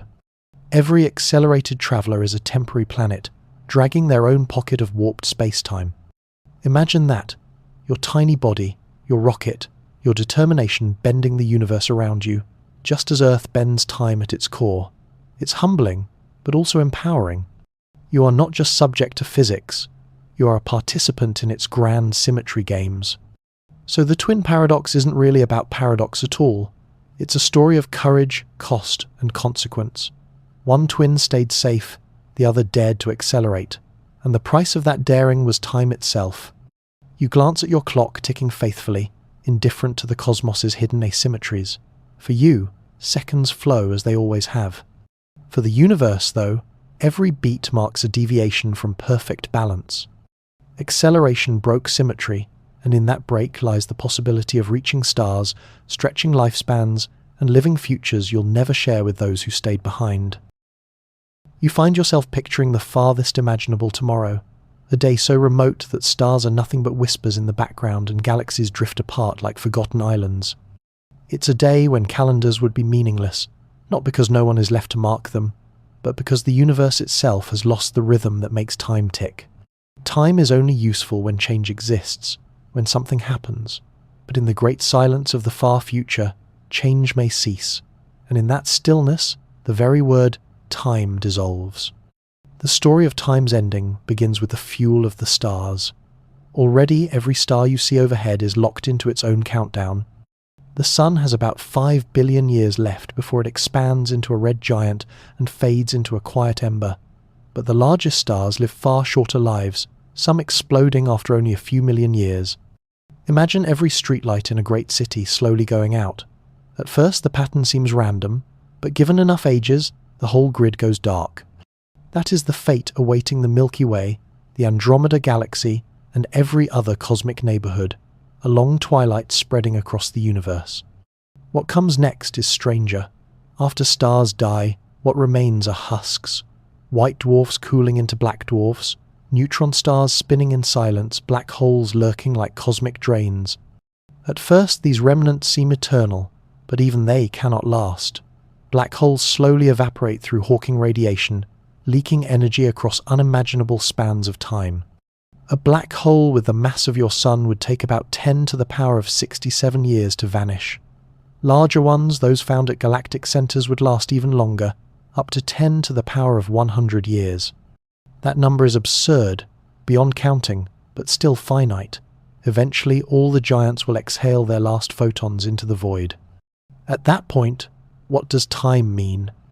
A universe of faint particles drifting in infinite night has nothing left to mark the difference between then and now. And here, scientists reach for phrases that border on poetry. The heat death, the eternal freeze, a cosmos where nothing new can ever occur. If you were somehow alive to witness it, your sense of time might feel like being locked in a room where the clock has stopped, but your thoughts continue until even they fade. But others refuse this vision of silence. They imagine instead that gravity may reclaim the stage. If dark energy is not constant but changes with time, then expansion could slow and reverse.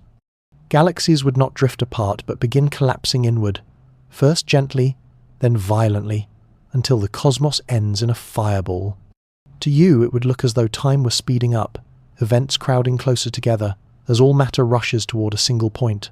The end would come not as a fade to black, but as an overwhelming crescendo. This big crunch has a certain symmetry, an echo of the Big Bang that started it all. And here lies one of the great debates. Is the universe doomed to silence or rebirth? Some cosmologists argue that a crunch might ignite a new expansion, a fresh Big Bang. In that case, time does not end, it cycles. Perhaps you live in just one beat of an infinite cosmic heart, each expansion followed by contraction, each universe born from the death of the last. If true, then everything you know, your life, your planet, your history, may return in some distant cycle, playing out again in an unending loop. Then there is the strangest fate of all, the Big Rip. In this model, dark energy grows stronger with time. Expansion does not just continue, it accelerates without limit. Galaxies first, then solar systems, then planets are pulled apart. In the final instance, atoms themselves are torn open, the very structure of matter undone. You could call it the apocalypse of physics. And because space-time itself unravels, time does not just stop, it ceases to exist. If the heat death is like running out of story, the Big Rip is like tearing the book in half. Physicists admit they don't know which fate awaits. Observations suggest expansion is accelerating, pointing toward heat death or Big Rip, but the exact behavior of dark energy remains elusive. It's a reminder that even the cosmos holds mysteries too large for your brief species to solve, and maybe that is fitting. After all, if you could know the end of time, wouldn't that make the story less interesting? You pull the blanket tighter, smiling at the absurdity. Here you are, worrying about tomorrow's errands, while somewhere in the equations of physics lies the ultimate end of tomorrow itself. The humor is in the mismatch. You worry about minutes, but the universe worries about eons. And yet, in its way, this vast question comforts you. The end of time, whether freeze, crunch, or rip, is so far beyond your reach that it frees you from responsibility. You are simply a guest, watching one act in a drama that stretches beyond imagination. Scientists still argue whether time can even be said to end. Maybe time is not a thing but a perception. Maybe the universe continues, but so quietly and slowly that it looks timeless. Or maybe new physics, yet undiscovered, will open possibilities no one today can dream of. You could laugh and say, the end of time might itself take forever. And with that thought, you close your eyes, imagining that final horizon. Will it be silence, fire, or rebirth? No one knows. But what you do know is this: each moment you have now, every tick of your clock, is infinitely precious. Because no matter how time ends, this instant is yours. You linger on that vision of a council, beings who live in different tempos of time, trying to converse across gulfs of perception. And it reminds you that even here on Earth, you already live in a world where time feels subjective. For a hummingbird, a single second is packed with wing beats, colours and movements too quick for your eye to follow. For a tortoise, the same second passes like a soft breeze, barely anything at all. So why not imagine that aliens or AI would stretch this gap until it spans centuries? Imagine standing on the bridge of a starship beside an AI co-pilot. You blink, and it has already run through millions of strategies for survival, optimization, navigation. To you, a minute has passed. To the AI, entire civilizations of thought have risen and fallen inside its circuits. It leans back if machines could lean, and says, "I've considered every possible future, and here's the one worth chasing." You nod, pretending you followed its logic, but you didn't. You never could.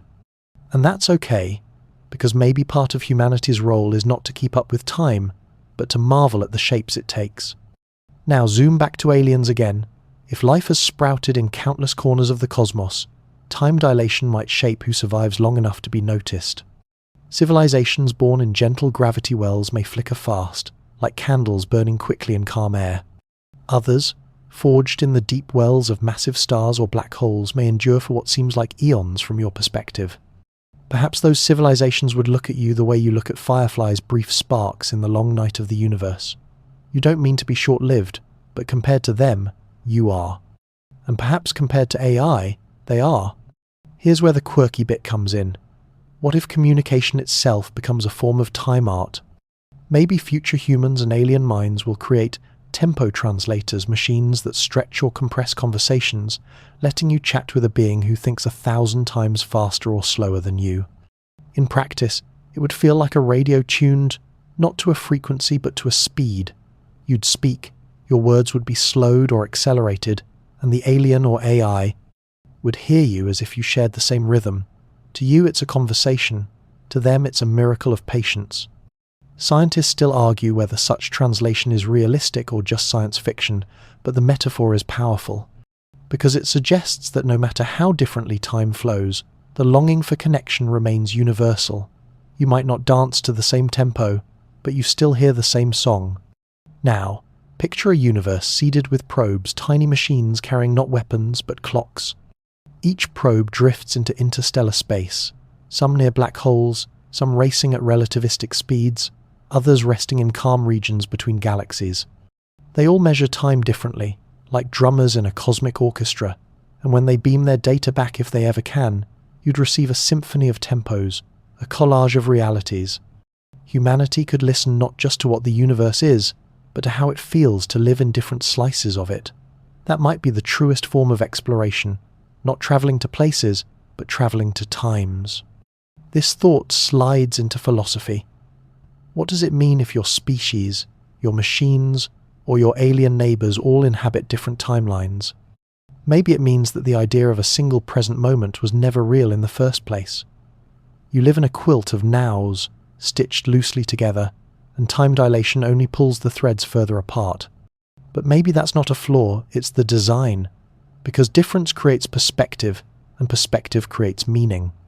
A chuckle slips out of you. You realize the ultimate cosmic joke might be this. By the time humanity finally meets aliens or births true AI, one side might already see the other as ancient history. You shake your head. What a way to miss a party. But then again, maybe that's how the universe keeps things interesting, by making sure the punchline always lands in a different century than the setup. Still, you return to the practical. Time dilation has already shaped how you use technology on Earth. GPS satellites, circling high above, tick slightly faster than clocks on the ground, and engineers must correct for it. Without those corrections, your map app would drift miles off course in just a day. Now extend that logic to future starships, alien empires, or machine minds. They'll need to correct not just for meters, but for millennia. Navigation will be less about distance and more about tempo. How fast is your clock compared to mine? And this leads to the heart of it. Alien clocks and AI futures are not just curiosities, they're the scaffolding of tomorrow's civilizations. If consciousness endures, whether in flesh, silicon, or something stranger, it will have to wrestle with the truth that time is not uniform. It bends, it flows, it splits. And yet, against all odds, minds will still try to meet across it. That desire to connect may be the one constant, the rhythm that unites every drummer in the cosmic orchestra. You breathe, slowly, letting the idea settle that the future of time is not a uniform ticking but a chorus of tempos, some slow, some fast, some incomprehensible, but all part of the same vast song. You linger on that vision of a council, beings who live in different tempos of time trying to converse across gulfs of perception. And it reminds you that even here on Earth, you already live in a world where time feels subjective. For a hummingbird, a single second is packed with wing beats, colours, and movements too quick for your eye to follow. For a tortoise, the same second passes like a soft breeze, barely anything at all. So why not imagine that aliens or AI would stretch this gap until it spans centuries? Imagine standing on the bridge of a starship beside an AI co-pilot. You blink, and it has already run through millions of strategies for survival, optimization, navigation. To you, a minute has passed. To the AI, entire civilizations of thought have risen and fallen inside its circuits. It leans back if machines could lean and says, "I've considered every possible future, and here's the one worth chasing." You nod, pretending you followed its logic, but you didn't. You never could. And that's okay, because maybe part of humanity's role is not to keep up with time, but to marvel at the shapes it takes. Now zoom back to aliens again. If life has sprouted in countless corners of the cosmos, time dilation might shape who survives long enough to be noticed. Civilizations born in gentle gravity wells may flicker fast, like candles burning quickly in calm air. Others, forged in the deep wells of massive stars or black holes, may endure for what seems like eons from your perspective. Perhaps those civilizations would look at you the way you look at fireflies, brief sparks in the long night of the universe. You don't mean to be short-lived, but compared to them, you are. And perhaps compared to AI, they are. Here's where the quirky bit comes in. What if communication itself becomes a form of time art? Maybe future humans and alien minds will create tempo translators machines that stretch or compress conversations, letting you chat with a being who thinks 1,000 times faster or slower than you.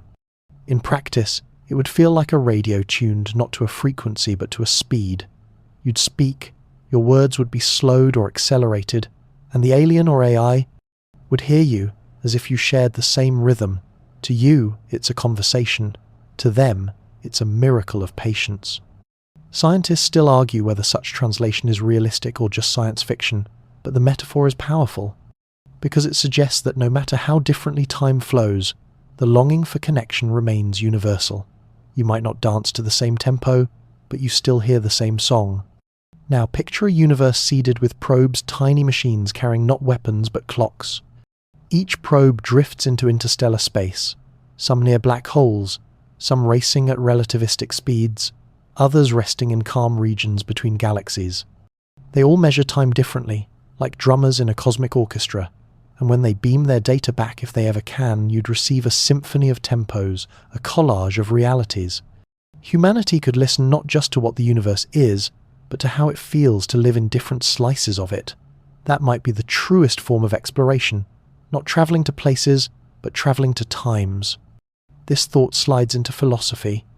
What does it mean if your species, your machines, or your alien neighbours all inhabit different timelines? Maybe it means that the idea of a single present moment was never real in the first place. You live in a quilt of nows, stitched loosely together, and time dilation only pulls the threads further apart. But maybe that's not a flaw, it's the design, because difference creates perspective, and perspective creates meaning. A chuckle slips out of you. You realize the ultimate cosmic joke might be this. By the time humanity finally meets aliens, or births true AI, one side might already see the other as ancient history. You shake your head. What a way to miss a party. But then again, maybe that's how the universe keeps things interesting, by making sure the punchline always lands in a different century than the setup. Still, you return to the practical. Time dilation has already shaped how you use technology on Earth. GPS satellites, circling high above, tick slightly faster than clocks on the ground, and engineers must correct for it. Without those corrections, your map app would drift miles off course in just a day. Now extend that logic to future starships, alien empires, or machine minds, They'll need to correct not just for meters but for millennia. Navigation will be less about distance and more about tempo. How fast is your clock compared to mine? And this leads to the heart of it. Alien clocks and AI futures are not just curiosities, they're the scaffolding of tomorrow's civilizations. If consciousness endures, whether in flesh, silicon, or something stranger, it will have to wrestle with the truth that time is not uniform. It bends, it flows, it splits. And yet, against all odds, minds will still try to meet across it. That desire to connect may be the one constant, the rhythm that unites every drummer in the cosmic orchestra. You breathe, slowly, letting the idea settle, that the future of time is not a uniform ticking but a chorus of tempos, some slow, some fast, some incomprehensible, but all part of the same vast song. You sit with the idea a little longer, letting it ripple through your imagination. To be a thread in space-time means you're never really separate from anything else. Every movement you've ever made, every word you've spoken, every laugh, sigh, or stumble, all of it curls into this continuous line that binds you into the great cosmic weave. And it's not just you. Every person you've ever met, your parents, a stranger you brushed shoulders with in the street, and the mail carrier, a friend from childhood, they are threads too, stretching alongside yours. Sometimes you run parallel for years, sometimes you cross for just a fleeting instant, like a spark of light that flickers and then disappears, but the crossing itself is stitched forever. That moment cannot be undone. Here's the beautiful thing. From your perspective, you may forget it. You may not remember the time you accidentally held open a door for someone at the grocery store in 2009. But in space-time, it's there, fixed, an eternal marker of kindness or chance, and that person's thread still holds the impression of yours. It's humbling to think that so much of what you are exists not in your memory but in the universe itself. You could argue that your memories are just one perspective, but the fabric of space-time contains the truth of your entire life, all the details, not just the ones you can recall. In a sense, you are more permanent in the universe's memory than in your own. And that permanence raises strange questions. If your whole life already exists as a thread, does that mean your death is already out there too, waiting on the far end? It sounds grim, but it doesn't have to be. Think of a book. The final chapter is already written even as you're still reading page 32. You wouldn't close the book in despair because the ending exists. You'd keep reading, savoring each page, knowing that the story is richer because it has shape. Physicists who lean toward this block universe idea often find themselves in philosophical territory. Is time an illusion? Are we simply perceiving our thread from one angle, like a flashlight beam sliding along a frozen sculpture? Scientists still argue whether this interpretation is the truth or just a convenient way to describe equations. Some believe in a flowing present, where time is born in each moment and the future does not yet exist. Others believe that past, present, and future are equally real, and your sense of flow is just consciousness moving along your thread. You might smile here, because either way, you still feel the flow. You still wake up, eat breakfast, get sleepy at night. You live in the illusion of time's arrow, whether it's truly an illusion or not, and maybe that's the point. Your experience is what matters to you, regardless of the deeper architecture. But let's play with the metaphor. Imagine zooming out to see all threads at once. Humanity becomes a vast glowing braid, knotted with intersections diverging and converging in a million ways. Now zoom out farther, and you see not just people but animals, plants, every living thing all woven into the braid. The cat curling up on a windowsill, the whale diving deep into the Pacific, the bird building a nest in spring, all threads stitched alongside yours. Then beyond life itself, the thread of a mountain slowly eroding, of a star collapsing, of a galaxy spiraling. Matter and energy themselves trace paths through space-time. The weave becomes dense, rich, impossible to untangle. And there, in the middle of it, is you. Small, yes, but not insignificant. Without your thread, the pattern would be different. Even the tiniest strand changes the whole. This is where things get deliciously strange. If you are a thread in space-time, then in some sense, you are immortal. Not in the way you may want, not with endless birthdays or forever youth, but in the sense that every moment of your existence is preserved in the fabric. The you who first learned to ride a bike is still there. The you who laughed too hard at a silly joke is still there. The you who sat quietly one night and felt infinite loneliness is still there too. They haven't gone anywhere. They are stitched forever into the geometry of reality. And if that doesn't make you feel a little magical, here's a quirky tidbit. Physicists sometimes describe space-time diagrams as world lines. Each object has one. The Earth has one. The Moon has one. Every particle has one.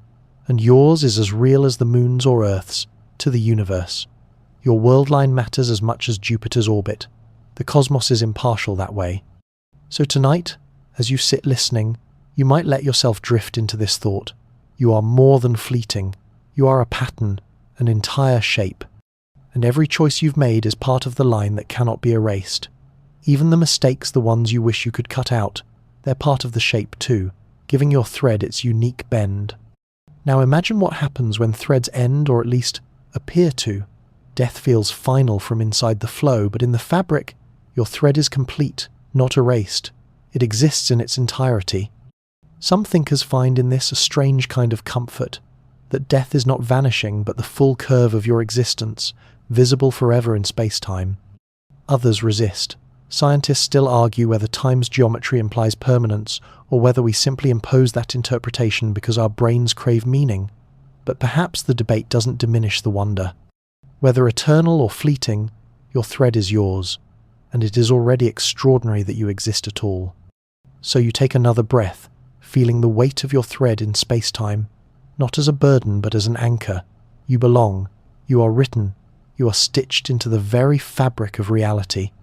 You've travelled so far tonight across galaxies, through black holes, past paradoxes, into the thick fabric of space-time itself. And here, at the edge of our journey, the question lingers like a soft echo. What does it all mean for you? For all of us?